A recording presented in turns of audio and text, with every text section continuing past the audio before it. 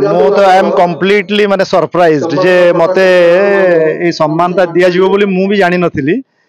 आउ प्रथम कथा होची ढेंकानाल थिंकर फोरम को मु धन्यवाद देबी जे से ढेंकानाल अरे जहां को ना रे ढेंकानाल तैयारी हेजी ढेंका सबर तांकर प्रचेष्टा बल तांकर उद्यम बल रे से माने तांकर प्रतिमूर्ति की उन्मोचन कर ढेंकानाल बस स्टैंड रे सेथिपाई आम समस्त ढेंकानालवासी गर्वित सेथिपाई एवं तार समस्त श्रेय मध्य थिंकर्स फोरम रो समस्त कर्मकर्ता को जाउची तांकर जे अछंती संपादक अछंती तांकर जे सभापति अछंती तांको जाउची। तेणु मु सेथिरे सेमानक हिसाब रे जे मोर गोटे सहभागिता थिला बोली आल्बम माध्यम रे मु से ढेंका सबर भूमिकार अवतीर्ण होइथिली बोली से माने आज मते सरप्राइजली आज मते सम्मानित करिसेंती सेथिपाई मु मध्य तांको मध्य मु धन्यवाद दूची। मु कामाख्या प्रसाद राणा ढेंकानाल थिंकर्स फोरम कहले ढेंकानाल चिंतनर विचार पीठ जहाँकि गोटे उन्नत मान चिंताधारा रखिकी गोटे फोरम तैयारी करिसेंती जहाँकि बहुत कविता पठन बा प्रबंध लिखन ए सब जिनस से रुचि अच्छी एवं ढेंकानाल कोण अनुकोण तांकर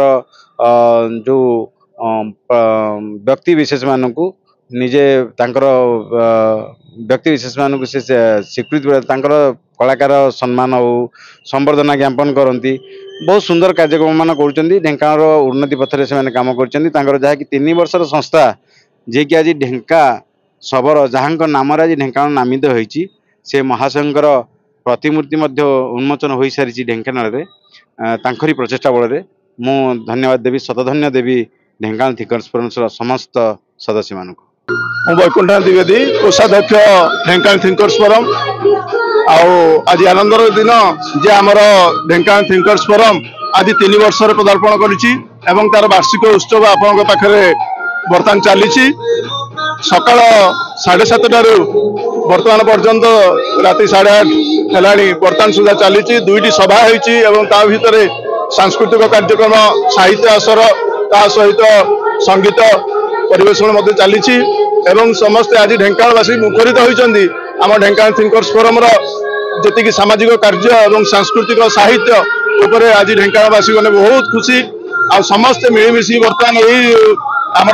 वार्षिक उत्सव पालन कर बहुत खुशी